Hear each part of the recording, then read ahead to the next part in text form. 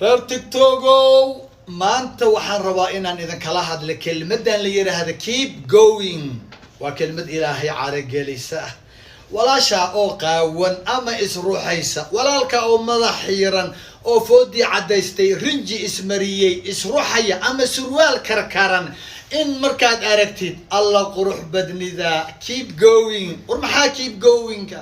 macadaabkay ku sii socdaan baad ku sii tuuraysaa maxaradan ibliis ay ku jiraan baad ku sii riixaysaa war ilaahay ka baqa jacaylku sidaa maaha wanaag la jeclo walaalka xumidana ka reeb war idinkana keep going yani idin sirin ilaahay haydan ka raali noqdo waa idin jecelahay warkayga qaata aad baan idin jecelahay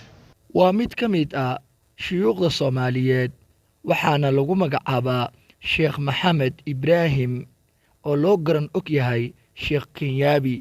wuxuu mar waliba ku dadaalaa sidii dacwada uu u gaarsiin lahaa ummadda islaamka meel walba ay joogaan hadartan wuxuu ka hadlayaa aalada TikTok-ga uu goordhow furtay wuxuuna u furtay inuu kaga hadlo ama uu ugu wacdiyo dhalinyarada Soomaaliyeed oo qaab wanaagsan aan u isticmaalin baraha bulshada maanta wuxuu ka dhiidhiyay dhibaatada ka jirta aalada TikTok-ga dhalinyaradana fasahaad u abuurtay wuxuu doonayaa inuu markaasi ka waaniyo wax waliba oo anshax xumaa una keeni kara sharaf daro dhalinyarada Soomaaliyeed qaasatan ummadda islaamka waxa uu markaan ka hadlayaa ereyga oo baraha bulshada in badan ku faafay hadal heesna ay ka dhigteen dhammaan inta isticmaasha baraha bulshada ereygaasi oo ah keep going macnaha keep going waa horay u soco dadyo fara badanna waa ay jecel yihiin in lagu dhaho keep going qof walba aad keep going dhahdo loof ayuu kuu saarayaa qoraalkaad u qortay laakiin ogow waxaa jira waxyaabo fara badan oo nafsadaada qalqal gelinaya sidoo kalena masiirkaaga aanan wanaajinaynin haddaba daawadayaal aaladan TikTok-ga sidaanu ognahay dad badan ayaa isticmaala dadyoogaasi oo markaasi soo bandhiga waxyaabo fara badan haba u badnaadeena dhanka xumaanta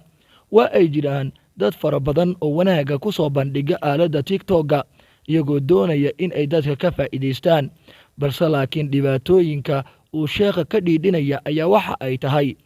in gabar is soo qaabisay ama wiil oo fiyowaa iswaalay oo markaasi loo qorayo keep going haddaba keep going-ka waxyaabaha laga wado sheekha waa inoo sheegay waxa uuna ku tilmaamay inaysan fiicneen qof xumaan sameynaya in la dhaho horay u soco sheekha ayaa ka dhiidhiyey arrinkaasi wuxuuna tilmaamay in dadka qoraya keep going ay iska dhaafaan ay ugu bedelaan wanaagga dadka xumaanta sameynaya aalada TikTok-ga waa meesha ugu fudud oo markaasi xumaan lagu faafiyo maxaa yeelay kumanaan ruux ayaa isticmaala taas oo ay tahay qof walba inuu siyaabo kala duwan ku soo galo daawade waanu ognahay iskamana indhatiri karno waxyaabaha uu sheekha ka hadlayo in ay dhab tahay dadka oo dhan waxa isla barteen TikTok waxa u badan gabdhaha ilaahay ha u naxariistee hana soo hanuuniyo qaarka sida xun u isticmaalaya aaladan sidoo kale ragga iyaguna kama marna qaarkood waxay la soo galaan caay kuwa qaarna waxa ay la soo galaan waxyaabaha xunxun inay markaasi faafiyaan haddaba haddii aad ka mid tahay walaal dadka xumaanta ku faafiya aalada TikTok waxaan kugula talin lahaa in aad iska dayso aad u isticmaasho dhanka positive-ka haddii aad dhanka wanaagga markaasi fiiriso waxaad heli doontaa waxyaabo fara badan oo adiga kuu noqon doona masiirkaaga inuu wanaajiyo haddaba gabdhaha ayaan aad ugu digaynaa in ay iska daayaan waxyaabaha xunxun oo aalada TikTok-ga ay ku soo galaan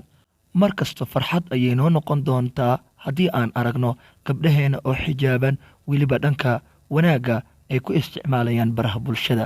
daawade aad baad ugu mahadsan tahay daawashada fiidiyogan fadlan haddii aad ka heshay like saar siina sheer garay wixii tala ahna dhanka commentiga